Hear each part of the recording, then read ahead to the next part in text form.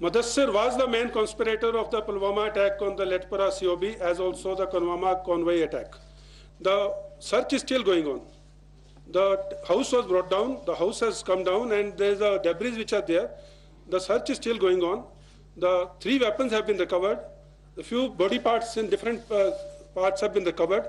And positive identity of Mudasir has been ascertained. The body has been claimed by the parents. The body has also been buried. The other one is the Khalid, codename Khalid by Pakistan. That has been ascertained. However, the details are still being ascertained. As and when we get the full details of the number of terrorists killed and the number of bodies recovered, we would be coming back to you. We have been getting after the JEM, and we have eliminated 18 terrorists so far in last 21 days. Out of them, 14 being from JEM, and 6 of them, their main commanders. And we have also eliminated JEM's second commander, Mudasir, who was active for more than a year now and was the main conspirator in the National Highway convoy attack on the CRPF convoy.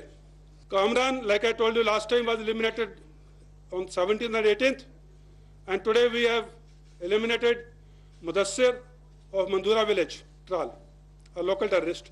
However, the initial input suggests there was also a terrorist who has been eliminated by the codename Khalid of Pakistan, JEM.